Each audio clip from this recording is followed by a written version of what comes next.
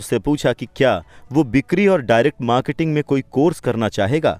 उसका जवाब था, मेरे पास समय नहीं है और मैं अपना पैसा बर्बाद नहीं करना चाहता। संसार प्रतिभाशाली गरीब लोगों से भरा है। अक्सर वो गरीब होते हैं या आर्थिक रूप से संघर्ष करते हैं या अपनी क्षमता से कम कमाते हैं। इसका कारण उनके ज्ञान का विषय नहीं है, इसका कारण तो उनका अज्ञान है। हैमबर्गर बेचने और पहुंचाने की योग्यताएं सीखने पर ध्यान केंद्रित करने के बजाय वो ज्यादा अच्छा हैमबर्गर बनाने की अपनी योग्यताओं को आदर्श बनाने पर ध्यान केंद्रित करते हैं। शायद मैकडॉनल्ड्स सर्वश्रेष्ठ हैमबर्गर नहीं बनाता है, लेकिन ये सामान्य अच्छा बर्गर बेचने और घर तक पहुंचाने में सर्वश्रेष्ठ है। गरीब डैडी चाहते थे कि मैं विशेषज्ञता हासिल करूं। उनका विचार था कि ऐसा करने पर मैं ज्यादा पैसे कमाऊंगा। जब हवाई के गवर्नर ने उन्हें बता दिया कि अब वो राज्य सरकार की नौकरी नहीं कर सकते, तब भी मेरे शिक्षित डैडी मुझे विशेषज्ञता हासिल करने के लिए प्रोत्साहित करते रहे। फिर शिक्षित डैडी ने शिक्षकों की यूनियन का काम संभाला और इन उच्च योग्यता वाले पेशेवर लोगों की सुरक्षा व लाभों के लिए अभियान छेड़ा। हम में अक्सर बहस होती थी, लेकिन मैं जानता हूं उन्होंने ये बात कभी नहीं मानी कि अति विशेषज्ञता की वजह से ही शिक्षकों को यूनियन की सुरक्षा की जरूरत पड़ी थी। वो कभी नहीं समझ पाए कि आप जितनी ज्यादा विशेषज्ञता हासिल करते हैं, आप उसके जाल में उतने ही ज्यादा फंस जाते हैं और अपनी विशेषज्ञता पर उतने ही ज्यादा निर्भर हो जाते हैं। अमीर डैडी की सलाह ये थी कि माइक और मैं खुद को तैयार करें। कई कॉरपोरेशन भी ऐसा ही करते हैं। वो बिजनेस स्कूल से निकले युवा प्रतिभाशाली विद्यार्थियों को लेते हैं और उसे इस तरह तैयार करते हैं ताकि एक दिन वो कंपनी की जिम्मेदारी संभाल लें। इसलिए ये प्रतिभाशाली युवा कर्मचारी किसी एक विभाग के विशेषज्ञ नहीं बनते हैं। उन्हें कारोबारी तंत्रों के सारे पहलू सिखाने के लिए एक विभाग से दूसरे विभाग में पहुंचाया जाता है। अमीर लोग अक्सर अपने बच्चों या दूसरों के बच्चों को इसी तरह तैयार करते हैं।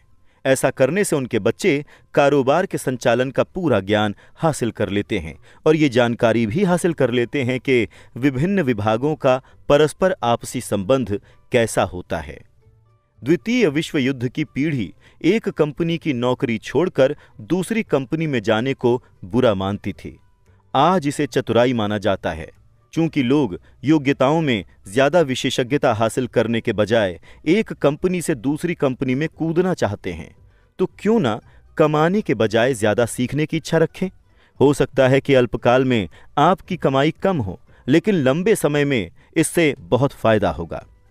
सफलता के लिए प्रबंधन की जिन मुख्य योग्यताओं की जरूरत होती है वो हैं कैश फ्लो का प्रबंधन, तंत्रों या सिस्टम्स का प्रबंधन और लोगों का प्रबंधन। बिक्री और मार्केटिंग सबसे महत्वपूर्ण विशेषज्ञतापूर्ण योग्यताएं हैं। बेचने की योग्यता ही व्यक्तिगत सफलता की बुनियादी योग्यता है। इसीलिए आपको सामने वाले के साथ संप्रेषण में कुशल होना चाहिए, चाहे वो ग्राहक हो, कर्मचारी हो, बॉस हो, जीवन साथी हो या संतान हो। लिखने, बोलने और सौदेबाजी करने जैसी संवाद योग्यताएं सफल जीवन के लिए अनिवार्य हैं।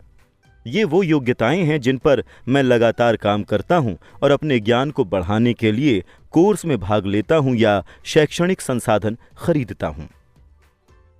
जैसा मैं बता चुका हूं, मेरे शिक्षित डैडी जितने ज्यादा सक्षम बनते गए वो उतनी ही ज्यादा कड़ी मेहनत करते गए। वो जितने ज्यादा विशेषज्ञ बने, जाल में उतने ही ज्यादा फंसते गए। हालांकि उनकी तनख्वाह बढ़ी, लेकिन उनके विकल्प कम होते चले गए। जब उन्हें सरकारी नौकरी से निकाल दिया गया, तब जाकर उन्हें पता चला कि पेशेवर दृष्टि से वो दरअसल कितने असुरक्षित थे। ये पेशेवर खिलाड़ियों जैसा होता है जो अचानक चोटिल हो जाते हैं या खेलने के लिहाज से उनकी उम्र ज्यादा हो जाती है, उनकी ऊंची आमदनी वाली स्थिति चली जाती है और उनके पास निर्भर होने के लिए बहुत कम योग्यताएं ही होती हैं। मैं सोचता हूं कि इसीलिए मेरे शिक्षित डैडी बाद में यूनियनों के इतने बड़े समर्थक बने। उन्हें एहसास हो गया था कि यूनियन की वजह से वो कितने फायदे में रहते। अमीर डैडी ने माइक और मुझे बहुत सारी चीज़ों के बारे में थोड़ा बहुत जानने के लिए प्रोत्साहित किया। उन्होंने हमें प्रोत्साहित किया कि हम अपने से ज़्यादा चतुर लोगों के साथ काम करें और स्मार्ट लोगों से एक टीम के रूप में काम कराएं। आज इसे पेशेवर विशेषज्ञताओं की सिनर्जी या समन्वय कहा जाता है। आज मैं कई पूर्व स्कूल टीचर्स से मिलता हूं जो हर साल लाखों डॉलर कमा रहे हैं। वो इतना ज्यादा इसलिए कमाते हैं क्योंकि उनमें अपने क्षेत्र की विशेषज्ञतापूर्ण योग्यताएं होने के साथ साथ दूसरी योग्यताएं भी हैं।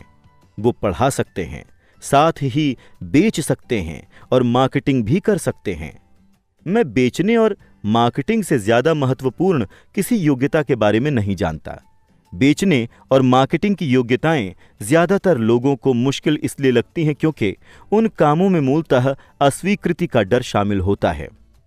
आप संवाद करने, सौदेबाजी करने और अस्वीकृति के डर से उबरने में जितने बेहतर होते हैं, जीवन उतना ही ज्यादा आसान होगा। बेस्ट सेलिंग लेखिका बनने की इच्छा रखने वाली उस रिपोर्टर को मैंने जो सलाह दी थी, वही सलाह मैं आज हर व्यक्ति को देता हूं। तकनीकी विशेषज्ञ बनने के अपने लाभ और हानियां होती हैं। मेरे कुछ दोस्त प्रतिभाशाली तो हैं, लेकिन वो दूसरों के साथ प्रभावी ढंग से संवाद नहीं कर पाते हैं। इसके फलस्वरूप उनकी आमदनी बहुत कम है। मैं उन्हें सलाह देता हूं कि वो कुछ खर्च करके साल भर तक बेचने की कला सीख लें। इससे भले ही उनकी कमाई न बढ़े, लेकिन उनकी संवाद योग्यताएं तो बेहतर हो ही जाएंगी, और ये अनमोल है। अच्छे सीखने वाले, बेचने वाले और मार्केटिंग करने वाले के अलावा हमें अच्छे विद्यार्थी और अच्छे शिक्षक बनने की जरूरत भी है। सचमुच अमीर बनने के लिए हमें पाने के साथ साथ देने की भी जरूरत है। वित्तीय या पेशेवर संघर्ष के मामलों में अक्सर देने और लेने का अभाव होता है।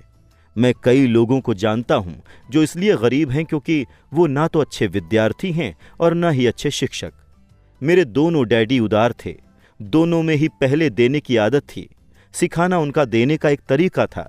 वो जितना ज्यादा देते थे, उन्हें उतना ही ज्यादा मिलता था। पैसे देने के मामले में जरूर उन दोनों में बड़ा भारी अंतर था। मेरे अमीर डैडी बहुत से पैसे दान करते थे। वो अपने चर्च को, अपनी परोपकारी संस्थाओं को और अपने फाउंडेशन को पैसा देते थे। वो जानते थे कि पैसा पाने के लिए आपको पैसा देना होता है। पैसा देना ज्यादातर अमीर परिवारों का रहस्य है। रॉकेफेलर फाउंडेशन और फोर्ड फाउंडेशन जैसे संगठन इसी तरह बने हैं। ये संगठन इस तरह बनाए गए हैं ताकि वो अपनी दौलत बढ़ाते रहें और अनंत काल तक बांटते रहें। मेरे शिक्षित डैडी हमेशा कहते थे, जब मेरे पास थोड़ा अतिरिक्त पैसा आएगा तब मैं इसे दान में दूंगा। समस्या ये थी कि कभी कोई अतिरिक्त पैसा आया ही नहीं, इसलिए वो ज्यादा पैसे लाने के लिए ज्यादा मेहनत से काम करते रहे। वो धन के सबसे महत्वपूर्ण नियम को भूल गए थे, दो और आपको मिल जाएगा। इसके बजाय वो इस बात में यकीन करते थे, पाओ और फिर आप दोगे। निष्कर्ष में मैं यही कहना चाहता हूं कि मैं अंततः दोनों डैडियों जैसा बन गया। मेरा एक हिस्सा कट्टर पूंजीपति का है जो पैसे से पैसे बनाने के खेल से प्रेम करता है। दूसरा हिस्सा सामाजिक रूप से जिम्मेदार शिक्षक का है जो गरीबों और अमीरों के बीच लगातार बढ़ती खाई के बारे में बहुत ज्यादा चिंतित है। इस बढ़ती हुई खाई के लिए मैं मूल रूप से दकियानूसी शिक्षा तंत्र को जिम्मेदार मानता हूं।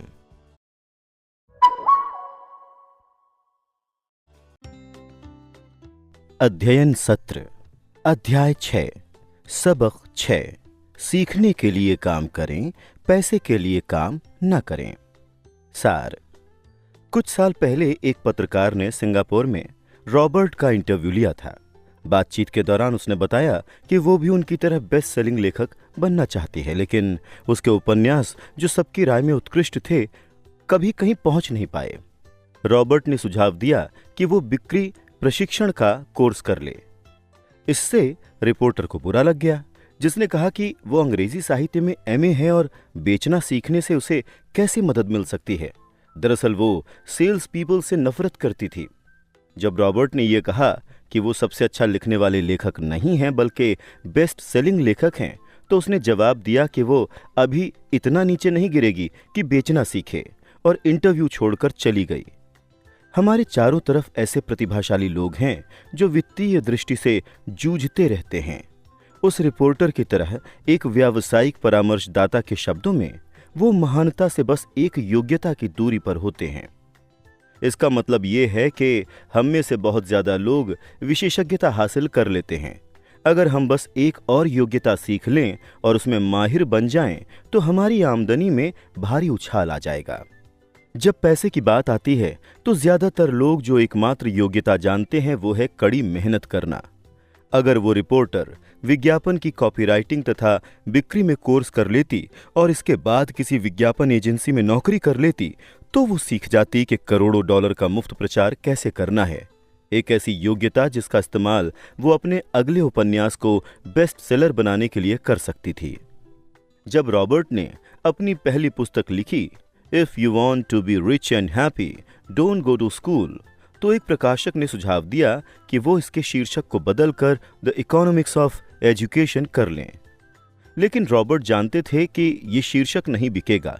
हालांकि वो शिक्षा के पक्षधर हैं, लेकिन फिर भी उन्होंने विवादास्पद शीर्षक चुना क्योंकि वो जानते थे कि इसकी वजह से वो ज्यादा टीवी और रेडियो शो में पहुंच सकते हैं, और यह कामयाब हुआ। जब उन्होंने सन 1969 में यूएस मर्चेंट मरीन अकेडमी से पढ़ाई पूरी कर ली तो उन्हें स्टैंडर्ड ऑयल टैंकर लीड पर थर्ड मेट की नौकरी दी गई। वेतन ठीक था और साल में 5 महीने की छुट्टियां थीं। ये एक अच्छा करियर हो सकता था, लेकिन 6 महीनों के बाद रॉबर्ट ने मरीन कॉर्प में शामिल होने तथा विमान उड़ाना सीखने के लिए नौकरी छोड़ दी। विशेषज्ञ बनने के बजाय, जैसा बहुत सारे लोग करते हैं जिनमें गरीब डैडी भी शामिल थे, रॉबर्ट ने नई योग्यताएं सीखने पर जोर दिया। अमीर डैडी ने प्रोत्साहित किया कि वो बहुत सारी चीजों के बारे में थोड़ी थोड़ी जानकारी रखें।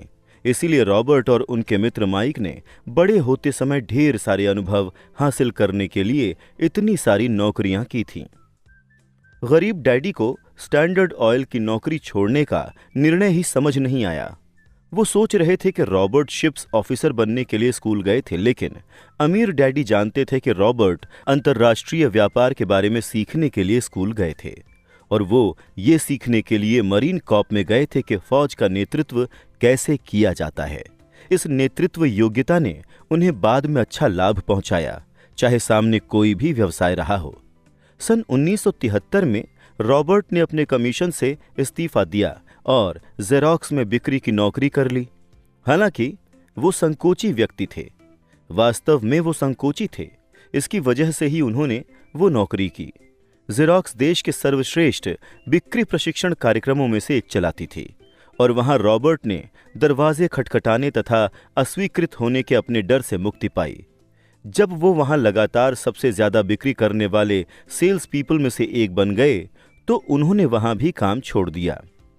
रॉबर्ट ने सन 1977 में अपनी पहली कंपनी शुरू की। वो सुदूर पूर्व में बने वॉलेट न्यूयॉर्क वेयर हाउस तक शिप कराते थे और बेचते थे। ये उनके पंखों की परीक्षा का वक्त था। वो अब भी अंतर्राष्ट्रीय स्तर पर यह व्यवसाय करते हैं। ज्यादातर लोग सुरक्षित नौकरी पाने और अल्पकाल में वेतन तथा लाभों पर ध्यान केंद्रित करने के लिए कड़ी मेहनत करते हैं। इसके बजाय उन्हें ऐसी नौकरी खोजनी चाहिए जहां वो उन योग्यताओं को सीख सकें जिनकी उन्हें जरूरत होगी। क्या लोग ये देख रहे हैं कि वो किधर बढ़ रहे हैं, या फिर वो अपने अगले वेतन के चेक तक ही देख पा रहे हैं? अपनी पुस्तक द रिटायरमेंट मिथ में क्रैग एस कार्पल लिखते हैं कि कई चुनौतियां रिटायर होने वाले ज्यादातर लोगों का इंतजार कर रही हैं, और वो ज्यादातर लोगों की वास्तविकता की डरावनी तस्वीर पेश करती हैं। रॉबर्ट एक दीर्घकालीन दृष्टिकोण रखने की सलाह देते हैं। पैसे और सुरक्षा की खातिर काम करने के बजाय दूसरी योग्यता सीखने के लिए दूसरी नौकरी कर लें। कई लोग इसका प्रतिरोध करते हैं क्योंकि वो परिवर्तन के लिए तैयार नहीं होते हैं, लेकिन ये जिम जाने जैसा है। हो सकता है कि आपको शुरू करने के लिए खुद को राजी करना पड़े, लेकिन व्यायाम खत्म होने पर आपको खुशी होगी कि आपने ऐसा किया। अगर आप कोई नई चीज सीखने की मेहनत करने के अनिच्छुक होते हैं और इसके बजाय अपने क्षेत्र के भीतर बेहद विशेषज्ञ बनने पर जोर देते हैं, तो ये सुनिश्चित करें कि आप किसी यूनियन वाली कंपनी में ही नौकरी करें, वरना आपकी विशेषज्ञता पूर्ण योग्यताएं आपके क्षेत्र के बाहर बेकार हो सकती हैं। रॉबर्ट अपने विद्यार्थियों से पूछते हैं कि उनमें से कितने मैकडॉनल्ड्स से ज्यादा अच्छा हैमबर्गर बना सकते हैं।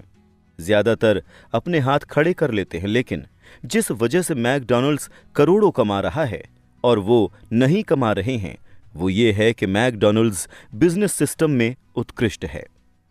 संसार गुणी गरीब लोगों से भरा हुआ है। उन्हें सफल होने के लिए मैकडॉनल्ड्स के बिजनेस सिस्टम जैसी ज्यादा योग्यताएं सीखनी चाहिए। गरीब डैडी चाहते थे कि रॉबर्ट विशेषज्ञता हासिल करें, हालांकि ये उनके खुद के जीवन में ज्यादा अच्छी तरह कामयाब नहीं रहा था। वो ये कभी नहीं समझ पाए कि आप जितने ज्यादा विशेषज्ञ बनते हैं, आप उतने ही ज्यादा फंस जाते हैं और उस विशेषज्ञता पर निर्भर हो जाते हैं। दूसरी तरफ अमीर डैडी ने माइक और रॉबर्ट को प्रोत्साहित किया कि वो खुद को तैयार करें तथा व्यवसाय के बहुत सारे अलग अलग क्षेत्रों के बारे में जानकारी हासिल करें। द्वितीय विश्व युद्ध वाली पीढ़ी एक कंपनी से दूसरी कंपनी तक फुदकने को बुरा मानती थी। आज इसे चतुराई भरा माना जाता है। इससे आपको ज्यादा सीखने में मदद मिलती है और लंबे समय में लाभ होता है। सफलता के लिए आवश्यक मुख्य प्रबंधन योग्यताएं हैं। पहली, कैश फ्लो का प्रबंधन, दूसरी, सिस्टम्स का प्रबंधन और तीसरी, लोगों का प्रबंधन। बिक्री और मार्केटिंग सबसे महत्वपूर्ण विशेषज्ञीकृत योग्यताएं हैं। संप्रेषण योग्यताएं जैसे लिखना, बोलना और सौदेबाजी करना सफल जीवन के लिए अत्यंत महत्वपूर्ण है। ये वो योग्यताएं हैं जिन पर रॉबर्ट लगातार काम करते हैं, अपना ज्ञान बढ़ाने के लिए कोर्स करते हैं या शैक्षणिक संसाधन खरीदते हैं। बेचने और मार्केटिंग की योग्यताएं ज्यादातर लोगों के लिए मुश्किल होती हैं, खास तौर पर उनकी अस्वीकृति के डर के कारण। आप संप्रेषण करने, सौदेबाजी करने और अस्वीकृति के अपने डर को संभालने में जितने बेहतर होते हैं, जीवन उतना ही ज्यादा आसान होता है। तकनीकी दृष्टि से विशेषज्ञ होने की अपनी शक्तियां और कमजोरियां होती हैं। इस श्रेणी के लोगों को अपनी संप्रेषण योग्यताओं को बढ़ाना चाहिए। हम सभी को अच्छे शिक्षक और अच्छे विद्यार्थी बनना सीखना चाहिए। सचमुच अमीर बनने के लिए हमें पाने के साथ साथ देने में भी सक्षम होना चाहिए। सिखाना एक तरीका था जिससे अमीर डैडी और गरीब डैडी दोनों ही दूसरों को देते थे, लेकिन अमीर डैडी ने चर्च, परोपकारी संस्थाओं और अपने फाउंडेशन को पैसा भी दिया। वो जानते थे कि पैसा पाने के लिए उन्हें पैसा देना भी होगा। गरीब डैडी हमेशा कहते थे कि वो पैसा तब देंगे जब उनके पास थोड़ा अतिरिक्त पैसा बचेगा, लेकिन उनके पास कभी अतिरिक्त पैसा बचा ही नहीं। दो और आपको मिलेगा, इस पर विश्वास करने के बजाय उन्होंने इस पर विश्वास किया, पाओ और फिर आप दोगे। रॉबर्ट दोनों डैडियों जैसे बन गए, एक कट्टर पूंजीपति जो पैसे बनाने के खेल से प्रेम करते हैं और सामाजिक दृष्टि से जिम्मेदार शिक्षक जो अमीरों और गरीबों के बीच की हमेशा चौड़ी होती खाई के बारे में गहराई से चिंतित हैं। इस बढ़ती खाई के लिए वो मूलतः पुरातन पंथी शिक्षा प्रणाली को जिम्मेदार मानते हैं। बाएं गोलार्ध का पल, किसी संभावनाशील नौकरी को छोड़कर दूसरी नौकरी करने में अल्पकाल में कोई खास लाभ नजर नहीं आता है, लेकिन आप जो योग्यताएं सीखेंगे वो लंबे समय में आपको ज्यादा संख्याओं की ओर ले जाएगी। दाएं गोलार्ध का पल, आप जिसे अपना पेशा मानते हैं उसके बाहर की योग्यताएं सीखने से आपको लाभ होगा। अवचेतन पल, आपको जिस स्थिति से सबसे ज्यादा डर लगता है वही वो योग्यता है जिसे आपको सीखने और जीतने की जरूरत है, और आपको ये करने के लिए खुद को विवश करना पड़ता है। हालांकि जिम जाने की तरह बाद में आपको खुशी होगी कि आपने ऐसा किया। रॉबर्ट क्या कह रहे थे? अब सोच विचार करने का समय है।